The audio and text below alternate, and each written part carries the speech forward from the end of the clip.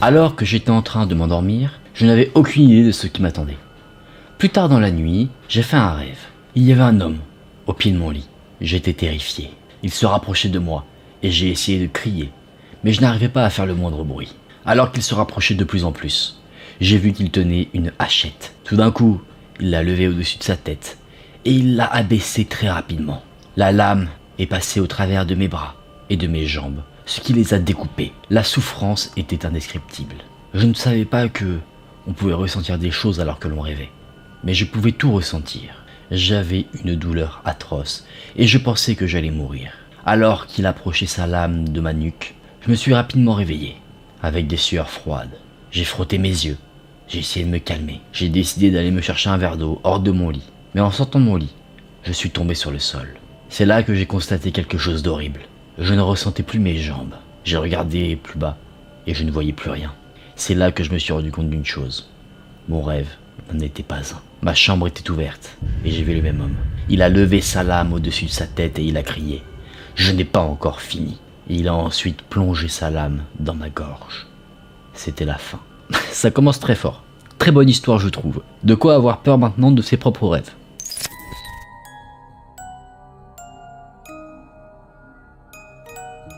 Il y avait un professeur d'art plastique qui s'appelait Madame Hunt.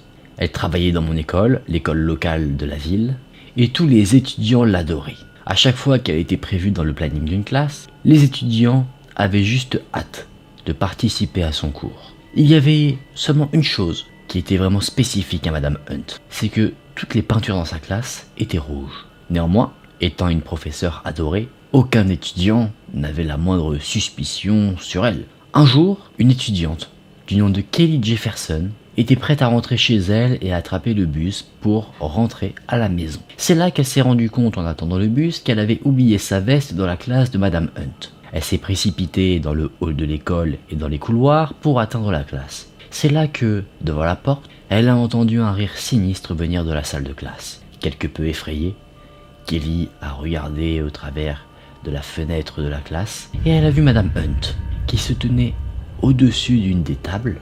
Et quand elle s'est relevée, Kelly a vu qu'il y avait sur la table un corps sans vie.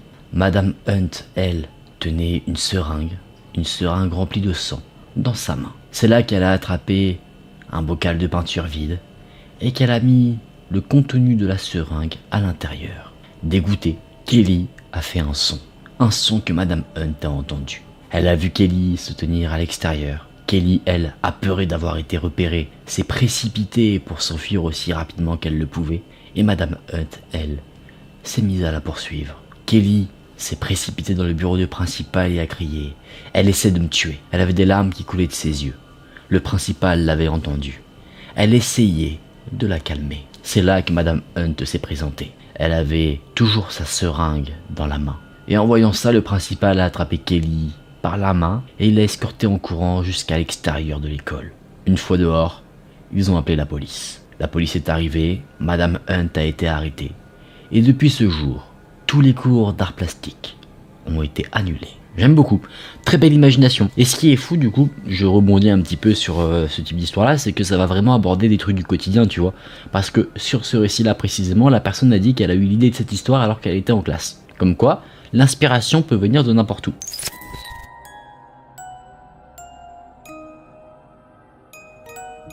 Annie avait 10 ans et elle avait toujours les yeux qui la démangeaient. À chaque fois, elle se grattait et ça devenait assez douloureux. Au bout d'un moment, ses yeux lui faisaient tellement mal qu'elle avait besoin d'une consultation médicale. Ses parents l'ont emmenée voir un expert des yeux qui vivait dans une maison assez étrange, vieille, à l'extérieur de la ville. Ce docteur mystérieux a donné aux parents d'Annie des gouttes pour les yeux et il a dit qu'il devait les placer dans les yeux de leur fille 2 fois par jour pendant 2 semaines. Le temps a encore passé et les yeux de la jeune fille ne se sont jamais guéris. Et même pire que ça, c'est devenu pire. Ses parents ne savaient pas quoi faire, donc ils ont emmené Annie pour voir ce docteur des yeux encore une fois. Le docteur a examiné les yeux d'Annie et il a dit qu'elle devait prendre les gouttes pour les yeux pendant au moins 1 semaine en plus. Le problème devenant de plus en plus grave, Annie ne pouvait même plus aller à l'école. Elle devait rester chez elle. Elle était absente pour des semaines entières. Rapidement, ses yeux ont gonflé de la taille d'une balle de baseball. Ils étaient couverts de croûte et du pu a commencé à en sortir. Ça n'a pas été long avant que la pauvre jeune fille devienne aveugle. Les semaines ont passé et le docteur spécialiste des yeux a dit que le seul moyen pour guérir Annie était de lui faire une opération intensive, une opération des yeux. Heureusement, ses parents avaient assez d'argent pour payer les frais d'opération. Donc le docteur spécialiste des yeux a emmené Annie dans une pièce. Il s'est enfermé avec elle. Et alors qu'il refermait la porte, les parents d'Annie ont remarqué un sourire malsain sur son visage. Le couple a attendu, avec anxiété, à l'extérieur, jusqu'à ce qu'ils entendent un cri très fort venir de la pièce. Ils se sont précipités dans la pièce pour voir ce qu'il se passait car ils avaient reconnu le cri de leur fille. Une fois à l'intérieur, ils étaient horrifiés face au spectacle auquel ils faisaient face. Les yeux de leur jeune fille bien-aimée avaient disparu. Il y avait 2 trous sur sa tête, là où ses yeux se trouvaient. Et autour d'elle, dans la pièce, se trouvaient des bocaux, avec beaucoup de bocaux. Et tous étaient remplis d'un liquide vert. À l'intérieur se trouvaient des yeux. Le docteur a placé les yeux de Annie, qu'il avait dans sa main, au niveau des siens, et il a dit « Une autre paire, pour ma collection. » Sale, c'est très sale. Ah. Et en plus, ce serait pas surprenant qu'il y ait vraiment des gens qui aient ce genre de collection. Des gens que je ne voudrais pas rencontrer.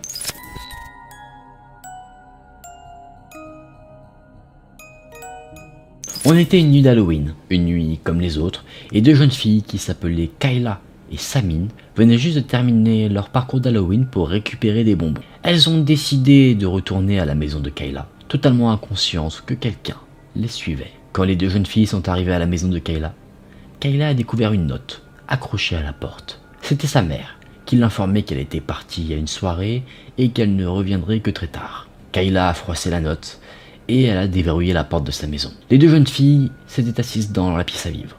Elles ont commencé à sortir tous les bonbons qu'elles avaient récoltés pour se les partager. Et une fois qu'elles ont réparti l'ensemble de leurs bonbons, elles ont décidé de regarder un film à la télévision. Étant le soir d'Halloween, Kayla a décidé de regarder un film d'horreur et elle l'a mis dans son lecteur DVD. Alors qu'il y avait quelques pubs, Kayla a eu un moment de panique quand elle a remarqué un homme qui se trouvait de l'autre côté de la rue. Cet homme regardait directement en direction de la maison de Kayla et la fenêtre donnant sur la rue. On peut voir que l'homme regardait au travers directement en direction des jeunes filles. Kayla s'est levée et elle a fermé le rideau. Ce regard intense de l'homme l'avait perturbée. Mais quand le film a commencé, elle a rapidement oublié tout ça. Au bout d'un petit moment, Samine est allée au haut des escaliers. Elle avait besoin d'utiliser les toilettes et Kayla, elle, est allée dans la cuisine pour se prendre un rafraîchissement. Quand elle est revenue, elle a découvert une note sur le sol. Il y avait marqué « Ne va pas dehors ». Kayla a pensé que c'était son ami qui lui faisait une farce. Elle a froissé la note et l'a jetée à la poubelle. Quelques minutes plus tard, son amie est revenue en bas des escaliers et elle a dit qu'elle devait rentrer chez elle. Kayla l'a saluée, mais dès qu'elle a ouvert la porte d'entrée, Kayla a entendu un cri. Kayla s'est levée, elle s'est levée pour aller dans son couloir, voir ce que c'était. Et c'est là qu'elle a vu, avec horreur, que l'homme qui se tenait de l'autre côté de la rue se trouvait maintenant devant sa porte d'entrée. Dans sa main, il tenait la tête de Samine, qu'il avait décapitée. Kayla a essayé de s'enfuir, mais l'homme l'a attrapée par les cheveux et il l'a traînée. D'un geste simple et vif, il a réussi à briser la nuque de la jeune fille. Après ça, il a sorti un couteau et il a séparé la tête de son corps. Cette nuit-là, quand la mère de Kayla est rentrée, elle a trouvé la tête de Kayla et de son ami, qui avait été minutieusement placée devant la porte d'entrée. À côté de leur tête se trouvait une note, où il y avait marqué « Je les ai prévenus de ne pas sortir, mais je suppose que certaines personnes n'arrivent pas à écouter. » C'est le genre d'histoire que j'adore. J'adore vraiment, j'aime beaucoup. J'adore ce genre d'histoire vraiment. Tu vois, c'est gore, mais pas trop. C'est pas quelqu'un qui va te découper des intestins, puis tes jambes, puis faire ça, etc. T'as le côté creepy, qu'est-ce qui va se passer, etc. J'aime beaucoup, j'aime beaucoup. On conclut avec une dernière histoire.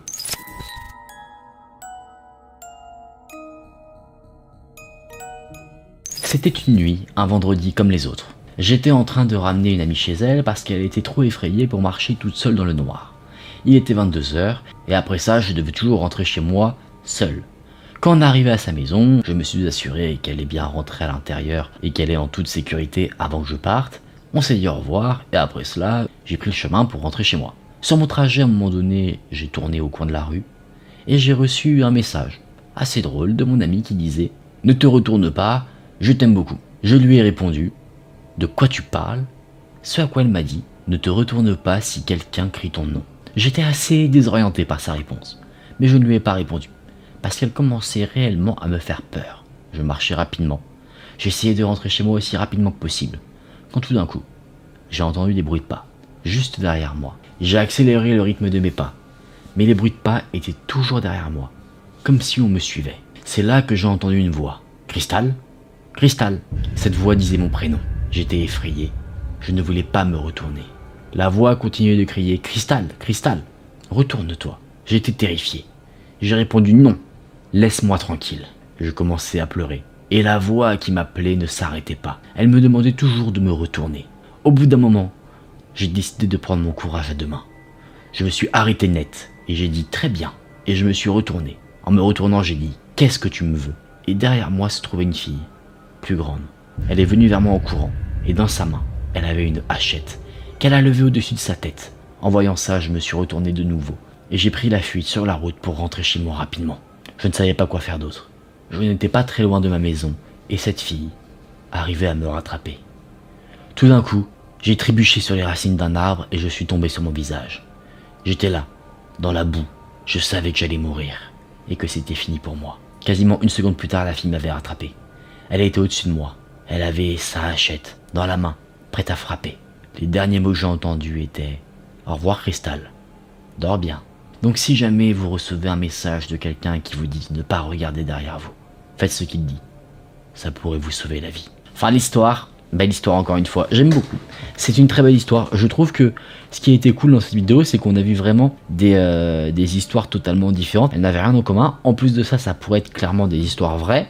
Bien sûr, on pourrait avoir des trucs qui nous interpellent dans le sens où comment la personne qui est morte dans l'histoire peut raconter son histoire. Donc ça, c'est le truc des histoires romancées et fictives.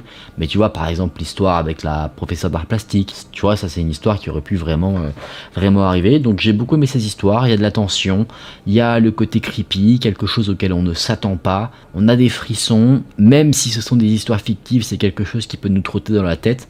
Tu vois, ce truc-là de ne regarde pas derrière toi, vous envoyez ça à un de vos amis, je pense que s'il connaît cette histoire, ça va le mettre pas très bien, même si en soi c'est une histoire fictive. Je ne crois pas du tout aux fantômes. Néanmoins, je travaillais dans un bâtiment qui avait des portes qui étaient verrouillées par un pavé numérique. En vidéo, au moins 5 portes ont été violemment ouvertes dans le même couloir à quelques secondes d'intervalle. Il y avait des caméras dans ce couloir, des deux côtés, et ces caméras ne montraient aucune personne là-bas. Là où se sont passés ces événements étranges, c'était dans un bâtiment qui était totalement fermé, où le vent n'aurait pas pu ouvrir les portes. En plus de ça, il y avait le clavier qui les verrouillait. Je ne peux pas expliquer à 100% ce que j'ai vu, même aujourd'hui, mais j'ai fini par travailler de nuit, dans ce bâtiment, seul, sans jamais rien voir de bizarre. J'ai parfois eu les cheveux hérissés, les poils sur mon cou qui se sont dressés où j'ai eu des sueurs froides, parce que j'avais l'impression très désagréable d'être observé. On commence tout de suite. J'aime beaucoup cette histoire, ça pourrait faire en soi le scénario d'un film d'horreur. C'est parti, je rachète les droits, je fais un film d'horreur qui se passe dans un bâtiment non pas d'habitation mais de travail, où les portes vont s'ouvrir toutes seules et en fait le démon c'est l'assistante du PDG qui s'est fait assassiner et qui est revenue pour hanter le PDG et l'assassiner. Allez, boum, c'est vendu, allez Netflix, envoyez-moi ça. J'ai bien aimé, on passe à l'histoire suivante.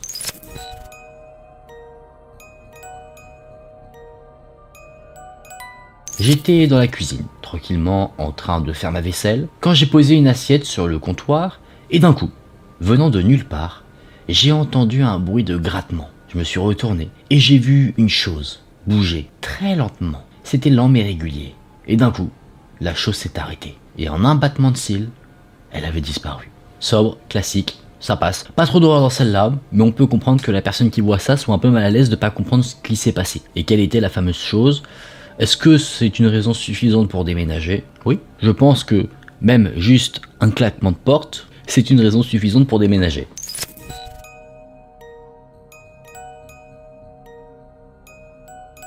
Ce n'est pas arrivé à moi, mais à un ami. Il avait un rendez-vous chez le médecin et il a emmené son père avec lui. Ce rendez-vous se trouvait dans un cabinet qui se trouvait dans une autre ville, à environ 1 heure de route. Et comme le rendez-vous était prévu pour 11 h, ils sont partis à 9 h 30. Comme ça, ils auraient suffisamment de temps pour trouver une place et se rendre au rendez-vous, sans être en retard. Ils sont arrivés sur le parking, à 10h30. Mon ami a dit qu'il se souvenait avoir vérifié l'horloge de la voiture à leur arrivée et d'avoir fait remarquer à son père qu'ils étaient à l'heure et même en avance. Ils sont entrés dans le bureau et la réceptionniste a fait remarquer qu'ils étaient quelque peu en retard. Mais ça allait, parce que le médecin, lui, était en retard également, donc le rendez-vous de mon ami et de son père n'était pas encore passé. Mon ami, très surpris, a dit qu'il avait rendez-vous à 11h et qu'il avait même une demi-heure d'avance, donc il n'était pas du tout en retard. La dame a pointé l'horloge sur le mur de la salle d'attente et cette horloge indiquait 11h15. Son père a vérifié également à sa montre et elle affichait la même heure, 11h15. Mon ami, très curieux et ne comprenant pas ce qu'il se passe, est sorti en courant du cabinet et s'est précipité vers sa voiture. Il a vérifié l'horloge de la voiture et elle affichait la même heure qu'à l'intérieur du cabinet, 11h15. Mon ami et son père ont patienté jusqu'à ce que le médecin les prenne en charge. Ils n'ont pas reparlé de cette histoire au médecin, mais ça restait quand même dans la tête de mon ami. Une fois qu'il était rentré chez lui, la mère de mon ami a vérifié qu'ils avaient quitté la maison à 9h30. Mon ami lui a assuré qu'il n'y avait eu que très peu de circulation, et ils n'avaient pas pris de retard d'aucune sorte. Ils n'avaient fait aucun arrêt. Ils avaient conduit directement jusqu'au cabinet du médecin. Ils ne savent pas ce qu'il s'est passé entre le moment où ils sont arrivés sur le parking et le moment où ils sont entrés dans le cabinet. Pour eux, c'était direct, mais visiblement, 45 minutes se sont écoulées sans qu'ils ne sachent pourquoi, ce qu'il s'est passé et ce qu'ils ont fait. Ouais, ça c'est compliqué. Ça c'est compliqué. On peut même pas parler d'absence, quoique, est-ce que c'est possible? Dites-moi en commentaire si pour vous ça semble réalisable que quelqu'un ait une absence et elle ne se rende pas compte. Là on part dans un scénario à la Moon Knight. Je sais pas si c'est quelque chose de possible en vrai, quoique, tu te dis les personnes qui ont des absences, ils ne le savent pas et c'est pour ça qu'on appelle ça des absences. Je sais pas.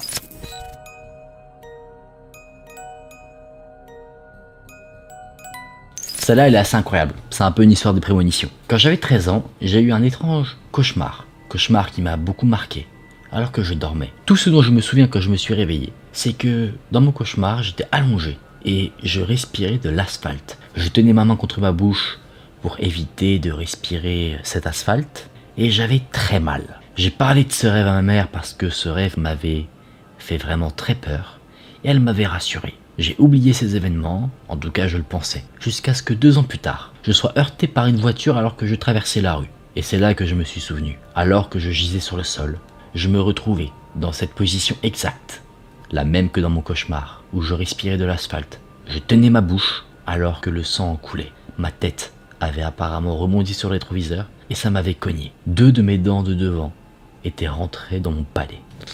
Ah putain, ça m'écoeure un peu.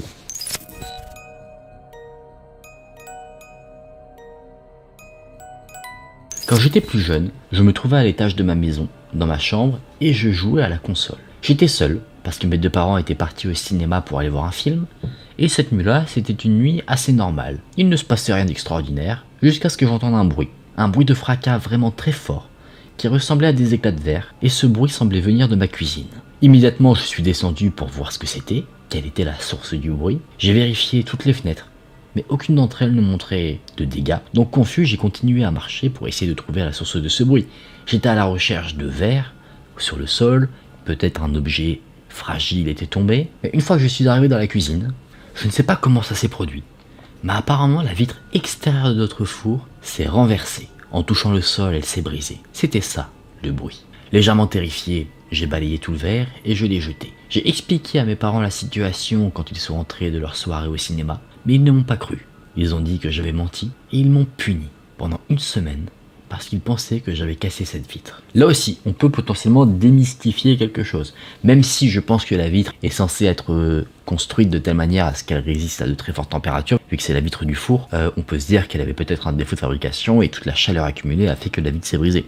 Peut-être. C'est ma petite théorie, je pense que ça se tient. Il y a peut-être bien sûr aussi un constat paranormal. Après, vu que là il s'est rien passé d'autre, en vrai, je suis un peu mitigé sur la raison.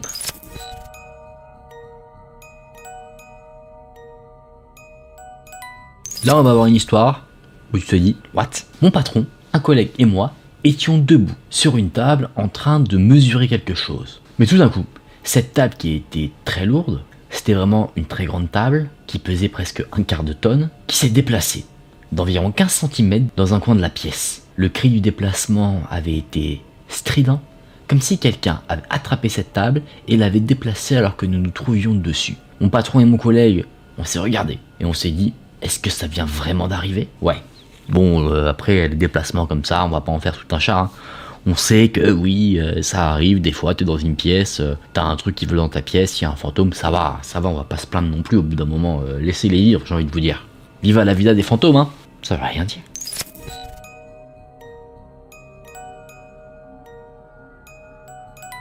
Un matin, après avoir dormi pendant un long moment, je suis descendu au rez-de-chaussée pour retrouver ma famille. Ma famille m'a regardé dès que je suis descendu des escaliers, comme si j'étais un fantôme. Apparemment, quelques minutes plus tôt, je les avais silencieusement dépassés et j'étais entré dans le bureau alors qu'ils se disaient tous bonjour. Ce qui est surprenant, c'est que si à ce moment-là j'avais été somnambule, j'aurais dû passer de nouveau devant eux pour retourner dans ma chambre. Mais ils jurent que je ne suis pas repassé à nouveau.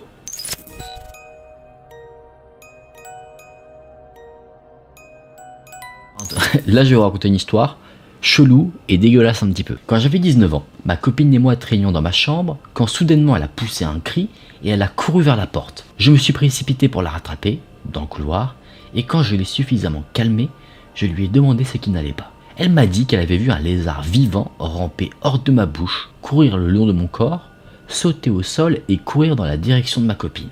Elle était très sérieuse à ce sujet. Ça la faisait trembler. Et à chaque fois qu'elle en parlait, ça la rendait mal à l'aise. 20 ans plus tard, alors que je suis dans la maison d'une autre petite amie, dans une autre ville, on est tranquillement dans sa chambre, un scénario identique se produit. Le lézard qui sort de ma bouche en rampant, qui descend mon corps, qui va sur le sol et qui se précipite vers elle, ma copine qui s'enfuit, tout à l'identique. Je vous ai dit que c'est un peu dégueulasse.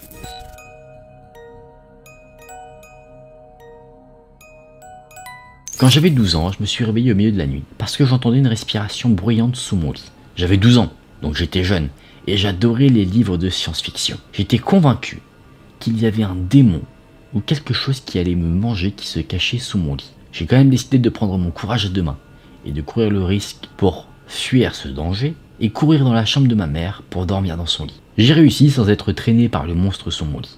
Je lui ai dit ce qui s'était passé et elle a été convaincue que j'avais simplement fait un cauchemar. La nuit qui a suivi, j'ai encore entendu cette respiration bruyante. Et comme il était simplement 9 h du soir, ma mère ne dormait pas encore, donc je l'ai appelée. Elle est venue dans ma chambre et elle aussi, alors qu'elle se trouvait à la porte de ma chambre, elle entendait cette respiration. Elle a allumé la lumière et elle a regardé sous mon lit. Et comme vous pouvez vous en douter, il n'y avait rien. Rien que tu ne peux voir en tout cas.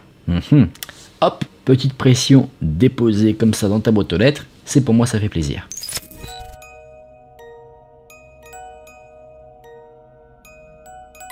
On va conclure avec une histoire qui retourne le cerveau. Je me souviens m'être endormi, et quand je me suis réveillé, on était la semaine précédente. J'ai répété une semaine entière, et je n'ai aucune idée de ce qu'il s'est passé. Depuis, je crois que nous sommes dans une forme de matrice, ou quelque chose comme ça, et que j'ai subi une sorte de bug. T'imagines? Ça c'est un truc à te retourner la tête, vraiment. Tu t'endors, un dimanche, tu te réveilles le lendemain, un lundi, sauf que la semaine que tu vis, il se passe vraiment la même chose, tu entends les mêmes phrases au mot près, que la semaine qui vient de passer. Ça, c'est le genre de truc qui me rendrait fou, je pense. Tu vois, pour ceux qui sont en cours, vous avez votre emploi du temps, donc oui, les cours du lundi sont les mêmes chaque lundi, les cours du mardi, pareil, mercredi, etc., etc. Donc d'un côté, tu revis un peu les semaines de la même manière, mais t'apprends pas les mêmes choses. Tu vois, on va dire que c'est les mêmes choses qu'en surface. Là, je me mets dans la peau de quelqu'un qui est au lycée, un truc comme ça. Tu revis la même semaine, mais t'apprends les mêmes choses, vraiment, tu vois. Mais ce qui serait intéressant de voir, c'est que, est-ce que tu as obtenu par exemple un objet, je sais pas, genre on t'a filé un truc le mercredi, et est-ce que tu l'as encore, tu vois, quand tu répètes ta semaine. Et pareil, est-ce que par exemple, ça après bon, c'est pas le cas de l'auteur parce qu'il l'aurait dit sinon, là je pars très loin, mais imagine, il se passe ça quand c'est la semaine de ton anniversaire. Tu vois, le jeudi c'est ton anniversaire, c'est vrai qu'il y a de quoi te faire carrément flipper si tu revis 2 fois ton anniversaire. Voilà. Je pense que on va arrêter de parler de ça parce que ça va me faire devenir fou. En plus, t'as vraiment des théories sur le truc comme ça, la théorie de la simulation, où en fait on est dans une sorte d'énorme, c'est pas un jeu vidéo, mais une sorte de matrice un peu et tout. Wow. Y en a qui disent qu'ils ont vu des glitches dans la vie. Hein. Et peut-être que je ferai une vidéo de tous les glitches de la vie que les gens ils ont pu remarquer. Quand j'étais un enfant, je me suis réveillé au milieu de la nuit. Je sentais mon lit trembler, et normalement, ça m'aurait totalement terrifié. Mais là, étant encore dans un état de demi-sommeil, ça ne m'a pas fait peur, ça m'a juste ennuyé. Je me suis retourné dans mon lit et j'ai dit « Arrête ça ». D'un coup, les tremblements de mon lit se sont arrêtés. Et là, j'ai entendu une voix masculine, juste à côté de moi, qui a dit « Désolé ». C'est là que j'ai été terrorisé. Je suis quasiment certain que ma maison d'enfance était hantée. Bon, dans cette histoire-là, il y avait certains fantômes, mais un fantôme sympa. Et ça, c'est plutôt sympa. Vaut mieux ça qu'un fantôme qui cherche à te tuer. On est d'accord, je pense. À mon précédent emploi, le bâtiment où je travaillais était encore en construction. Les seuls étages qui étaient occupés étaient le premier, le second, le cinquième, le sixième et le septième. Une fois, j'étais tout seul, à l'intérieur de l'ascenseur. J'allais du premier étage au sixième, quand tout d'un coup il s'est arrêté, et les portes se sont ouvertes au troisième étage. Normalement, je serais passé outre, mais plusieurs rumeurs circulaient. Des rumeurs qui disaient que il y avait le fantôme d'un enfant qui jouait dans le bâtiment, surtout dans les étages qui étaient inoccupés. J'ai pressé le bouton pour refermer les portes de l'ascenseur aussi rapidement que j'ai pu. Et quand les portes se sont fermées, j'ai entendu des bruits, comme si quelqu'un tapait de ses doigts sur les murs de l'ascenseur. Nous avons loué une maison dans laquelle je ne me suis jamais senti chez moi. À chaque fois, je me sentais dérangé. J'avais peur de marcher à l'intérieur, comme si à chaque fois, j'étais observé. Mon petit ami et mon colocataire travaillaient de nuit, donc je me trouvais assez souvent seul. Une nuit, alors que je vaquais à mes occupations et que je regardais la télévision avant d'aller me coucher, j'ai eu ce sentiment très désagréable toute la nuit, que je devais éviter le couloir, et que je ne devais pas poser mon regard directement dans sa direction. C'était un sentiment très effrayant. Ce sentiment d'être regardé était terrifiant. Il a duré à peu près 2 heures avant que je décide que c'en était assez et que j'aille dans ma chambre. J'ai laissé le couloir allumé, je suis allé me coucher. Dès que j'ai éteint la lumière du couloir, j'ai entendu un tiroir s'ouvrir. J'ai rallumé la lumière, mais il n'y avait rien qui était déplacé. Ça s'est passé environ 6 fois avant que je décide de dormir la lumière allumée. Je me couchais caché sous la couette, attendant que mon petit ami rentre à la maison. Et quand il rentrait à 3 heures du matin, il se moquait de moi d'être aussi trouillarde et de me cacher dans mon lit. À chaque fois, il éteignait la lumière et c'est là que tout a dégénéré. Toutes les portes dans le couloir ont commencé à se claquer, une par une. C'est là que notre armoire a commencé à grincer.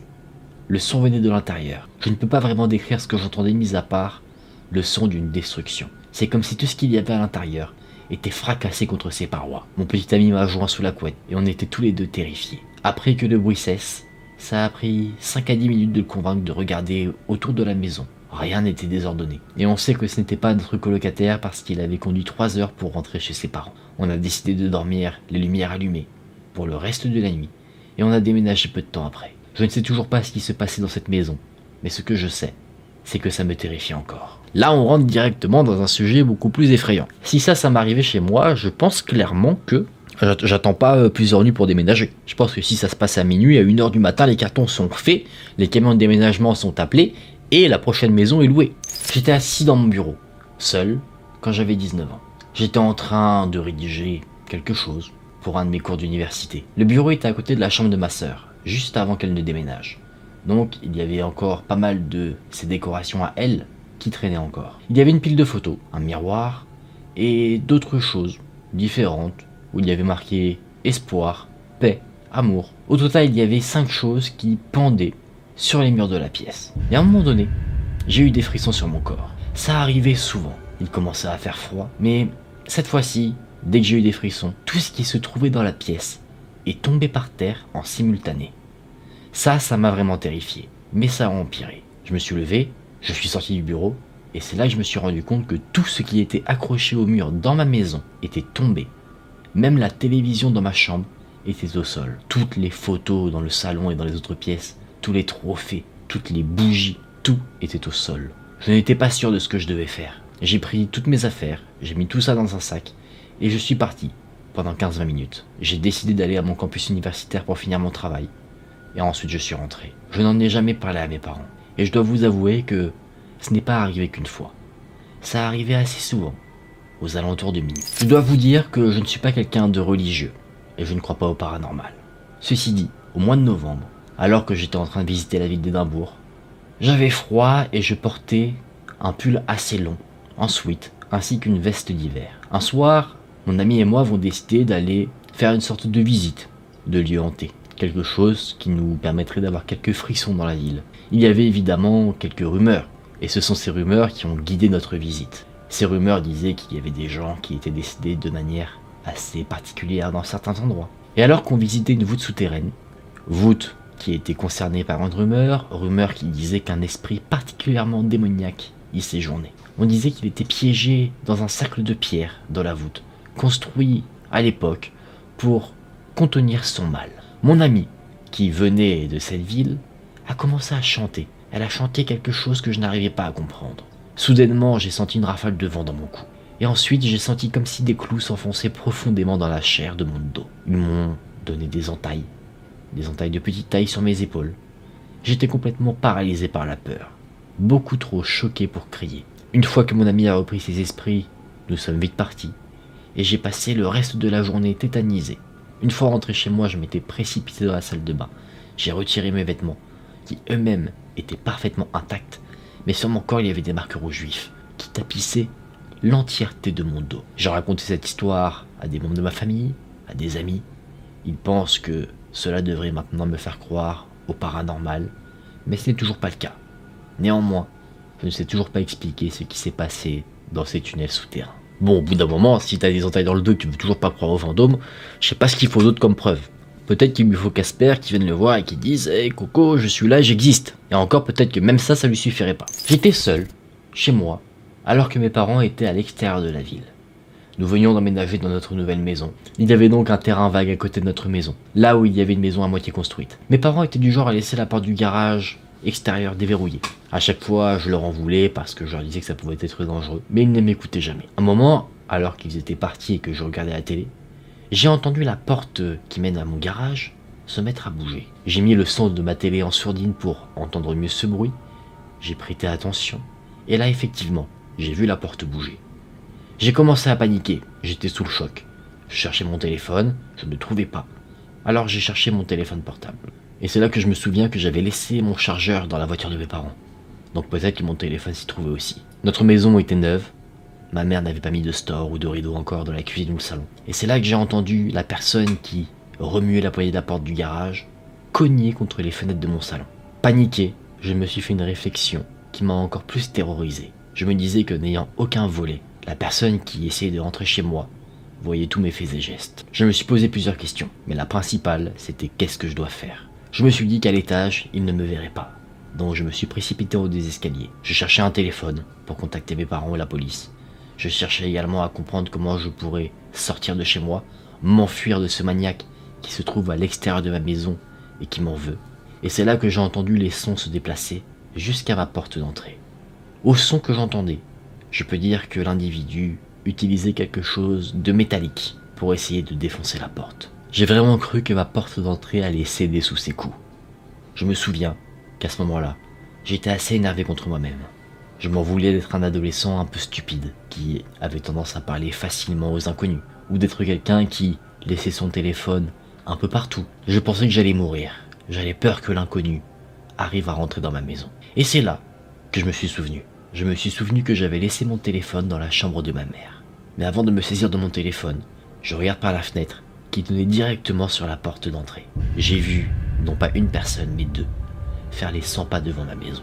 Totalement apeuré, j'ai essayé de trouver l'arme à feu de mon père dans la chambre de mes parents. J'ai pris mon téléphone, j'ai appelé le 911, et alors que j'étais au téléphone avec un opérateur de la police et que je cherchais l'arme à feu de mon père, la fenêtre s'est brisée. J'étais à l'étage, j'étais tétanisé. Et d'un coup, il n'y avait plus aucun bruit. Je me suis caché dans un placard dans la chambre de mes parents, pendant ce qui semblait être une éternité. Et c'est là que j'ai entendu des sirènes, les sirènes de police. Les policiers se sont présentés, ils ont fait le tour de la maison, mais ils n'ont trouvé personne. Ils ont des suspicions, ils se disent que ceux qui ont voulu rentrer chez moi ne doivent pas être bien loin parce qu'ils n'ont pas mis énormément de temps à venir, mais ils n'ont mis la main sur personne. Suite à cette affaire, l'entreprise qui a construit les maisons a également embauché une société de sécurité de nuit pour rester dans le quartier jusqu'à ce que les constructions de maisons soient terminées. C'est là que cette histoire s'arrête.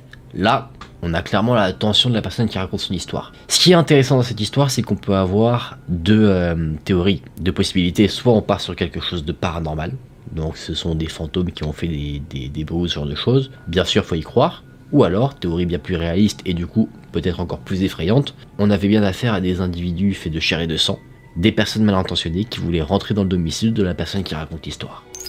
Il y avait un jeune garçon du nom de Kenneth qui avait déménagé dans une nouvelle ville avec ses parents parce que son père avait eu un nouvel emploi. Là où il avait déménagé, c'était dans un appartement qui se trouvait au sommet d'un bâtiment. Du coup, quand lui il revenait d'école, il devait prendre l'ascenseur pour se rendre au sommet, c'est-à-dire au 25e étage. Ça en fait du trajet en ascenseur. Et on peut comprendre que t'es pas envie de prendre les escaliers. Sauf que, au bout de quelques jours d'utilisation de cet ascenseur, Kenneth a commencé à ressentir un sentiment assez particulier, assez étrange. Il avait un mauvais pressentiment dans l'ascenseur. En fait, il avait l'impression qu'il était observé. Il avait l'impression d'entendre des voix, des murmures quand il était dans l'ascenseur, pas ailleurs. Un soir, alors qu'il est rentré de l'école, il a aperçu d'autres enfants qui vivaient dans le même bâtiment que lui. Ils avaient quelques années en plus que lui, ils étaient un peu plus vieux, et Kenneth a immédiatement remarqué que les jeunes ne prenaient pas l'ascenseur. Avant que les jeunes empruntent l'escalier, Kenneth les a interpellés pour leur demander pourquoi ils ne prenaient pas l'ascenseur. Les jeunes ont répondu à Kenneth qu'il y avait des rumeurs qui circulaient entre les enfants qui vivaient dans le bâtiment. Apparemment, l'ascenseur était hanté. Ils témoignent de la même chose que ressentait Kenneth, c'est-à-dire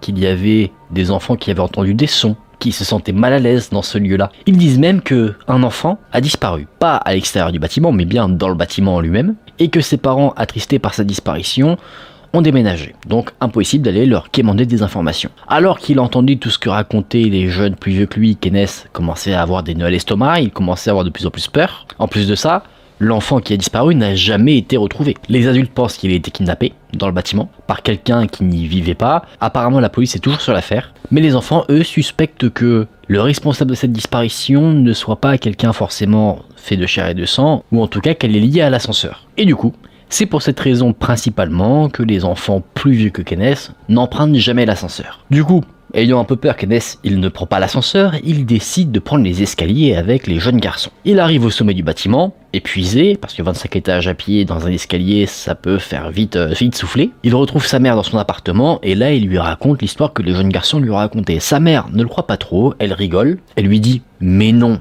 il n'y a rien de tout ça, ce ne sont que des rumeurs, des petites légendes que les enfants aiment se raconter entre eux pour se faire peur, que elle-même elle prend l'ascenseur et qu'il n'y a rien du tout. » Néanmoins, ça ne rassure pas Kenneth pour autant.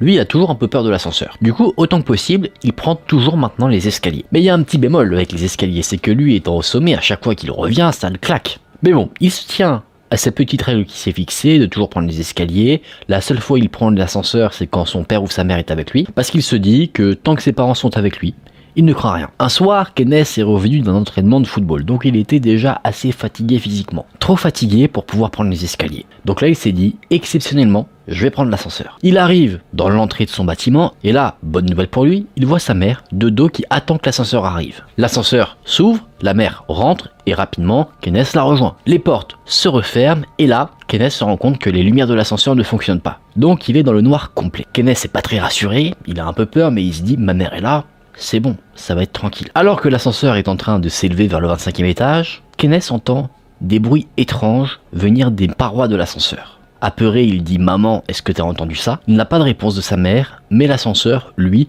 continue de faire de plus en plus de bruit. Un bruit qui pourrait s'apparenter à un rire démoniaque. C'est un son que Kenneth connaît bien, c'est le type de son qu'il entendait quand il prenait l'ascenseur auparavant, donc il dit à sa mère « Maman, tu vois, c'est ce son-là dont je te parlais. » Et là, un frisson parcourt son corps quand il a une réponse, mais pas d'une voix douce qui correspondrait à celle de sa mère, mais d'une voix assez rauque, qui lui dit « Tu penses vraiment que je suis ta mère ?» C'est là que cette histoire s'arrête, on peut déclarer officiellement Kenneth comme le deuxième garçon qui va disparaître dans l'ascenseur. J'aime bien cette histoire, vous me direz en commentaire si maintenant vous allez avoir peur de prendre l'ascenseur dès que vous entendez un son étrange qui vient des murs alors qu'en soi c'est juste que l'ascenseur est un peu vieux.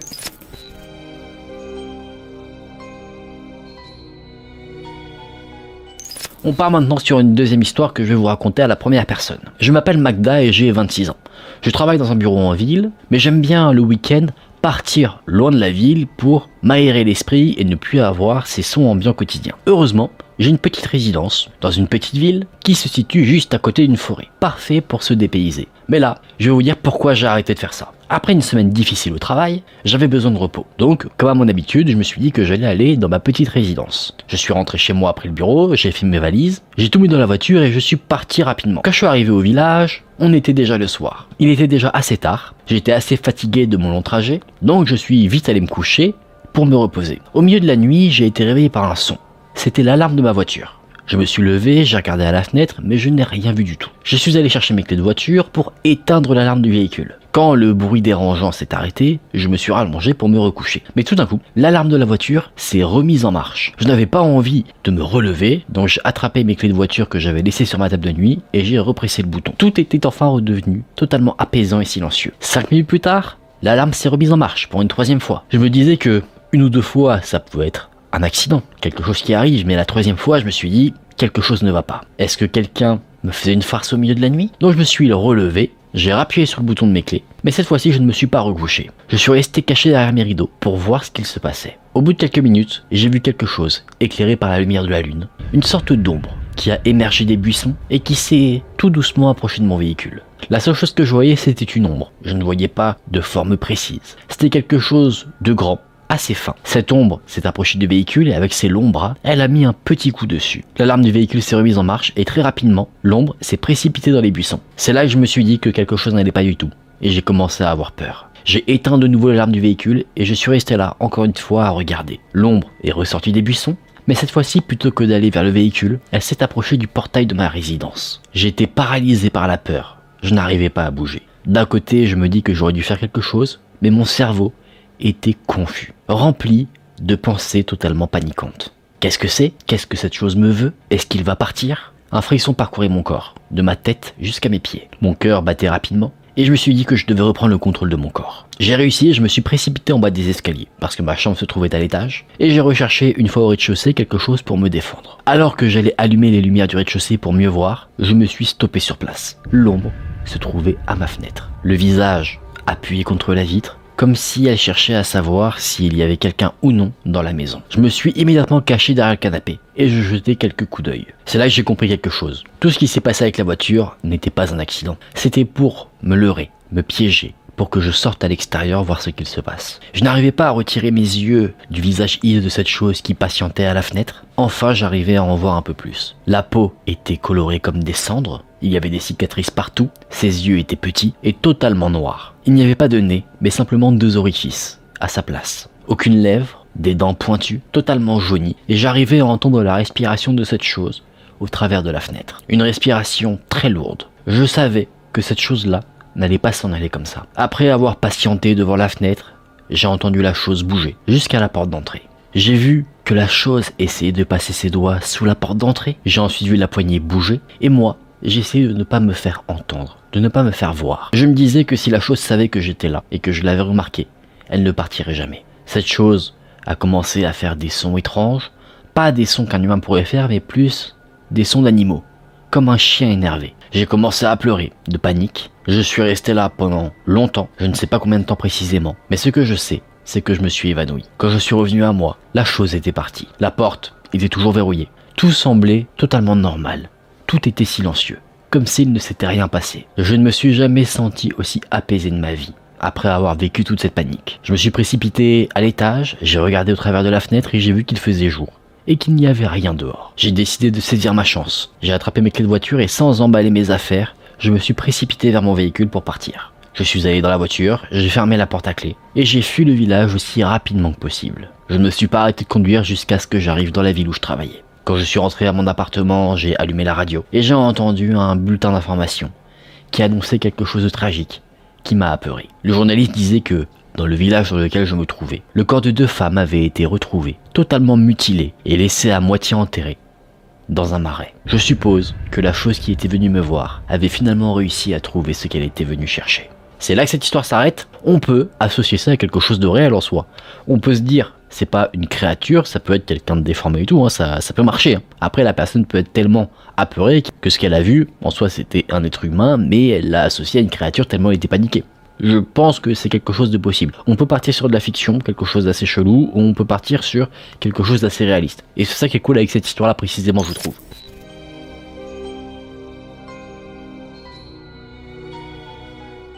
On va conclure avec cette dernière histoire. C'est le principe d'une conclusion. Il y avait un vieux bâtiment où avaient été mis des appartements au Japon qui faisait 7 étages. C'était un bâtiment assez vieux, décrépit, pas entretenu, et il n'y avait que un escalier en mauvais état qui permettait d'accéder aux différents étages. Chaque parcelle d'escalier était composée de 7 marches. Au premier étage, il y avait un studio qui se trouvait directement en face des escaliers. Le propriétaire avait beaucoup de mal à trouver un locataire, mais il a quand même réussi à le louer finalement. Sauf que, à chaque fois qu'il arrivait à le louer, le locataire, il partait assez rapidement et il ne donnait pas forcément d'explication. C'était assez inhabituel. Tu vois, au bout d'un certain nombre d'années, tu peux te dire la personne part, ok c'est bon, mais si la personne reste une semaine et elle se casse comme ça et que tout le monde fait ça, tu peux te dire il y a un problème. Un jour, un jeune homme est venu visiter l'appartement dans l'objectif de le louer. C'était quelqu'un qui faisait ses études, donc il n'avait pas forcément beaucoup d'argent. L'appartement était très petit, mais le propriétaire n'en demandait qu'un faible loyer, donc ça convenait parfaitement au jeune étudiant. Il y a donc emménagé. Le premier jour où le jeune homme est allé dans l'appartement était un lundi, quand il y a emménagé. Alors qu'il était en train de dormir, le jeune homme a été réveillé par une voix qui venait de l'extérieur de son appartement, donc de la cage d'escalier. C'était une voix qui ressemblait à la voix d'un enfant qui avait un écho dans l'escalier. Cette voix disait « Je suis sur la première marche de l'escalier ». Le jeune homme se demande ce qu'un enfant peut faire à cette heure-ci au milieu de la nuit dans l'escalier, mais il était trop fatigué pour aller checker ce qui se passait, donc il s'est rendormi. La nuit suivante, il a été réveillé de nouveau par la même voix qui disait cette fois-ci « Je suis sur la seconde marche de l'escalier ». Le mercredi, pareil, et cette fois-ci il dit « Je suis sur la troisième marche de l'escalier ». Là, ça interpelle le jeune étudiant. Il saute donc de son lit, il va ouvrir la porte, et là il se rend compte qu'il n'y a personne dans l'escalier. Là, une pensée assez ennuyeuse traverse son esprit, il se dit « Et si cet escalier était hanté ?» Et ces événements se sont passés en continu. À chaque nuit, la voix du jeune garçon semblait de plus en plus proche. À la dernière nuit, parce que vous vous en doutez, ça fait une sorte de décompte, le jeune étudiant, il est paniqué. On est la nuit du dimanche, le jeune homme se dit « Je vais peut-être déménager », mais il se dit aussi « Non, je dois être courageux, je n'aurai pas peur d'une voix fantomatique ». Et au milieu de la nuit, il entend quelque chose. Il entend des grattements sur sa porte. Il entend la voix qui dit « J'ai atteint la 7e marche de l'escalier ». Un frisson parcourt le corps du jeune étudiant parce qu'il entend sa porte d'entrée qui était verrouillée s'ouvrir dans un grincement. Le lendemain matin, le propriétaire est venu toquer à la porte du jeune étudiant pour collecter le loyer. Il n'a eu aucune réponse, donc voulant voir si tout va bien, alors qu'il y avait un rendez-vous prévu en soi pour collecter le loyer, il décide d'utiliser son double pour rentrer dans l'appartement. En y entrant, il a découvert le corps du jeune étudiant, sans vie, et sur son visage il y avait une expression de terreur. Immédiatement, le propriétaire a appelé la police a examiné le corps, mais on n'a pas pu déterminer précisément les causes de sa mort. C'est comme si il était mort de peur. On dit qu'aujourd'hui l'appartement en question est toujours vacant, et qu'en fait, tous les anciens locataires avant l'incident avec le jeune étudiant sont partis à chaque fois avant la fin du décompte. Ils seraient partis parce qu'ils avaient trop peur de ce qui aurait pu se passer une fois que la voix aurait atteint le 7e étage. Maintenant on le sait, il n'y a que 2 personnes qui savent ce qui se passe quand la chose arrive au 7e étage. Le jeune étudiant maintenant décédé et la chose qui monte à chaque fois l'escalier. C'est là que l'histoire s'arrête. J'aime bien celle-là. J'aime bien, ça me fait penser un peu, je sais pas si vous connaissez cette histoire là, le truc là, allô Lola, je suis dans le salon, et tu sais, ça c'est un truc que tu racontes à quelqu'un, à l'oral, et en fait tu dis, je suis dans le truc, je suis dans la cuisine, dans la chambre, et à la fin tu fais, genre, allô Lola, je suis là, et là tu lui gueules dessus, et le mec il va faire, ouais, il va avoir peur.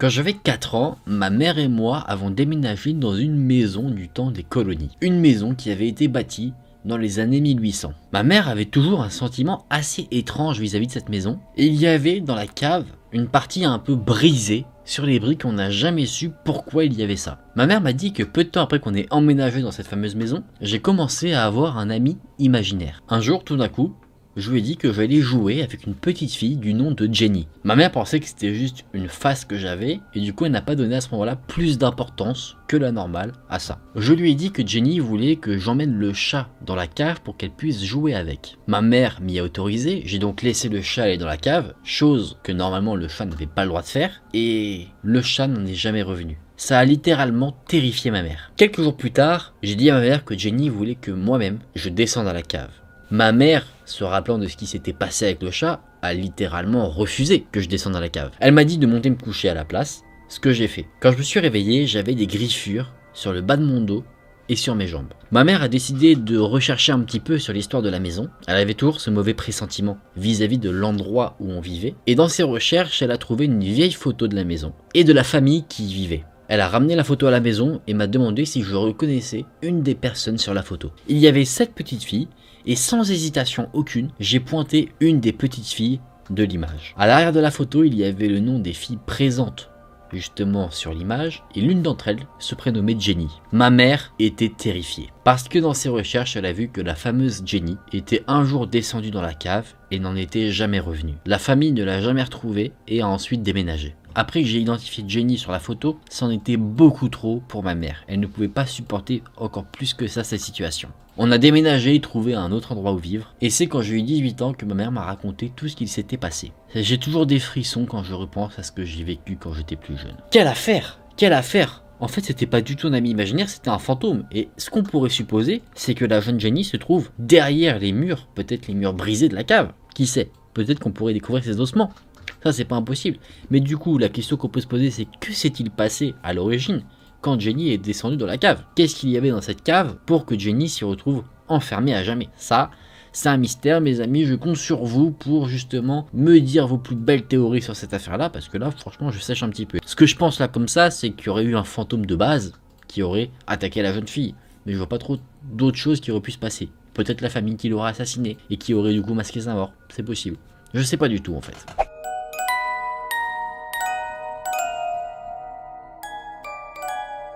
Ma nièce avait un ami imaginaire, mais elle disait qu'elle n'avait pas le droit de dire à qui que ce soit, et bien qui que ce soit, le nom de cet ami imaginaire. Elle disait que tout le monde serait effrayé si jamais ils apprenaient le nom de ce fameux personnage. On lui demandait constamment quel était son nom, mais elle ne voulait jamais nous donner la réponse. Un jour, sa mère et moi, on était dans le couloir sans qu'elle ne le sache. Elle parlait à son ami imaginaire et elle a prononcé son nom. Depuis ce jour, à chaque fois que je repense à cette histoire, j'ai des frissons sur ma peau. Le nom de cet ami imaginaire était Lucifer. Est-ce qu'il y a mieux comme ami imaginaire que le diable en personne? Je pense que oui. En tout cas, ça fait plutôt flipper. Hein. Tu te dis, ton enfant, il a un ami imaginaire et puis l'ami s'appelle apparemment Lucifer. Je pense qu'il faudrait faire un petit peu attention.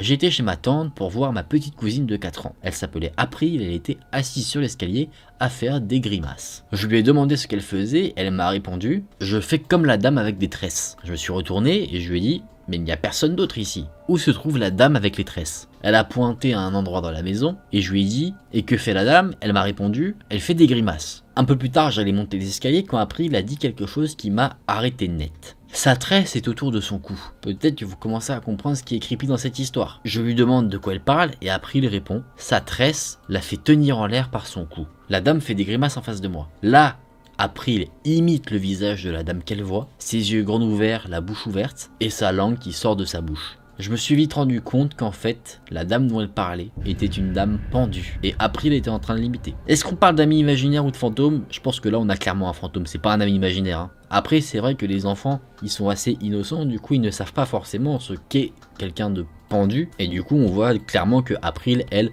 a pris ça pour une femme qui fait des grimaces, elle ne sait pas discerner justement la fameuse corde autour du cou, elle a pris ça pour une tresse. En tout cas, quand ta nièce te dit ça, je pense que les petits frissons ils sont là, n'est-ce pas?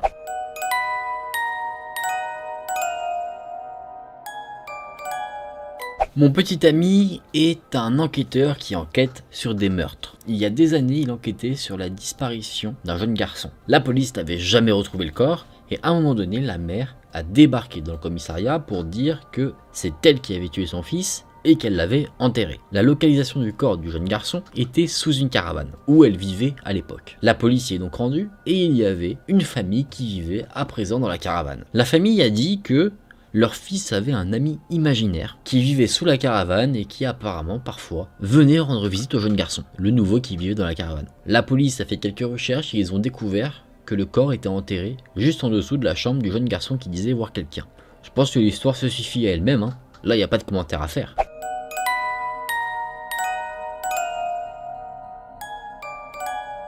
Quand ma fille avait 3 ans, elle avait un ami imaginaire du nom de Kelly. Cet ami imaginaire vivait dans son placard. Ma fille disait que Kelly jouait avec elle et qu'elle s'asseyait dans une chaise à bascule pendant qu'elle dormait. 2 ans plus tard, je regardais un film d'horreur avec ma fille, à 5 ans. À 5 ans, regarder un film d'horreur, je pense que c'est pas le truc le plus conseillé. Et à un moment, ma fille a dit « Ça ressemble à Kelly ». J'ai répondu Kelly qui? Elle m'a répondu, tu sais Kelly, la fille morte qui vit dans mon placard. Et ouais, si un jour vous avez une fille et qu'elle vous dit ça, bah j'aimerais pas être à votre place.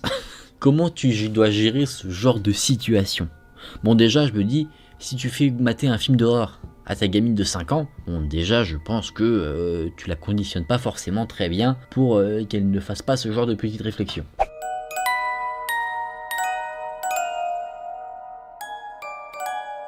Quand j'étais encore un bébé, ma grande sœur, Julia, avait un ami imaginaire du nom de Jessica. Elle disait que quand Jessica était en colère, ses yeux devenaient verts et que sa voix devenait très grave. Cette fameuse Jessica a été l'amie de ma sœur Julia pendant longtemps. Après un moment, mes parents ont commencé à croire que la maison dans laquelle nous vivions était hantée. Je le comprends, parce que pour le moment, toutes les histoires d'amis imaginaires qu'on a eues, c'était des cas d'un peu de fantômes qui étaient là, quoi, qui étaient dans le coin. Une nuit, ma mère m'a mise au lit, et j'ai commencé à pleurer. Ma mère a essayé de me réconforter, mais je continuais de pleurer en pointant un coin de la pièce. Ma sœur a débarqué dans ma chambre, a regardé dans le coin de la pièce dans lequel je pointais, et a crié « Jessica, arrête !» Et là, tout d'un coup, j'ai arrêté de pleurer. Et Julia a dit « Parfois, Jessica aime mettre des masques effrayants et faire peur aux gens. » Ma mère, assez surprise et apeurée de la situation, a dit « Dis à Jessica que si elle ne peut pas être gentille, elle ne pourra pas rester. » Plus tard, ma sœur a grandi et elle a arrêté de mentionner le nom de Jessica. Des années plus tard, ma jeune sœur Abby est née. Elle a commencé à apprendre à parler et elle a dit à ma mère qu'elle avait un ami que personne ne pouvait voir. Ça pue. Elle disait que son ami imaginaire avait des yeux qui devenaient verts quand elle devenait en colère. Ma mère lui a demandé comment se nommait cet ami imaginaire, ce à quoi ma jeune sœur a répondu. Elle s'appelle Jessica. Là, je pense qu'on n'a plus d'amis imaginaires. On a encore une fois un fantôme.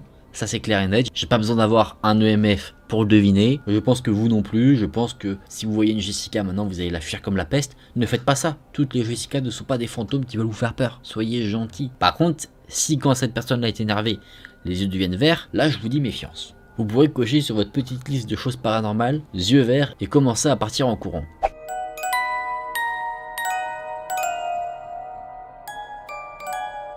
Je regardais un film d'horreur avec mon neveu, qu'à un moment il a dit « Mais que fait Georges à la télé ?» Je lui ai demandé ce qu'il voulait dire et il a répondu « Cette personne à la télé ressemble exactement à Georges. » Je lui ai demandé « Mais qui était Georges ?» Et il m'a répondu « Il vit au-dessus de mon lit toutes les nuits quand les lumières sont éteintes. » Il me parle mais je n'arrive pas à l'entendre. Je lui ai donc demandé de me dessiner un dessin de ce fameux Georges. Il a dessiné un jeune garçon avec des trous noirs à la place des yeux, sans dents, qui saignaient du cou. Après avoir fait son dessin, il a pointé le dessin en me disant c'est Georges. Ouais. Non mais il y a des histoires, ça se passe de commentaires.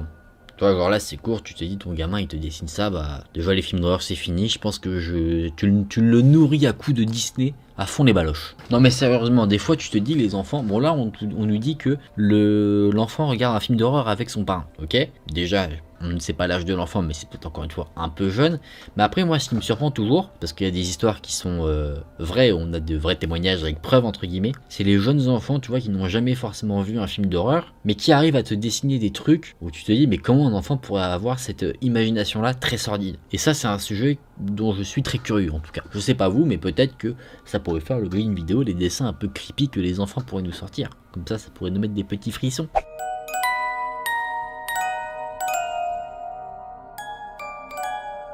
Bon là on va redescendre un peu en termes de creepy. Mon petit frère avait un ami imaginaire du nom de Tuna. Il disait que cet ami imaginaire avait la taille d'un dé, et à un moment donné, il a totalement arrêté de parler de cet ami imaginaire. On lui a demandé mais il est passé où ton ami imaginaire? Et il a répondu je l'ai mangé. Je pense que son fameux ami imaginaire c'était une punaise ou une fourmi ou un truc comme ça, et qu'il l'a bouffé, tout simplement.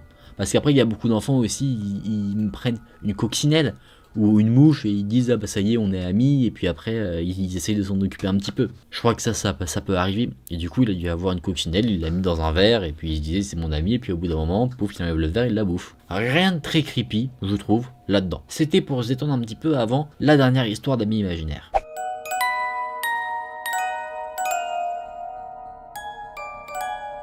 Ma fille avait plusieurs amis imaginaires dans sa jeunesse. Ils étaient appelés Dodo, Ghana et le Mal. Oui, un des amis imaginaires s'appelait le Mal, Zé et Ville. Ils sont sortis de nulle part quand elle avait 3 ans, et ça a d'abord commencé avec Dodo et Ghana. Et quelques mois plus tard est arrivé le troisième ami imaginaire, celui qui a le nom le plus creepy, Zé et Ville. Et en fait, ça me terrifiait, Tout simplement parce que quand ma fille m'en parlait, elle disait le mal va venir aujourd'hui. Je pense que quand tes parents te sortent ça comme ça sans contexte, tu flippes totalement. Surtout si ton enfant te dit ça avec le ton le plus sérieux possible. Tu vois, il vient, il va te voir, il te dit le mal va venir aujourd'hui. Et il s'en va, comme ça, te laissant dans tes pensées en te disant mais de quoi il parle. Ma fille me disait qu'apparemment, le mal était un ami imaginaire très sympathique. Il avait juste un nom qui lui portait un petit peu préjudice.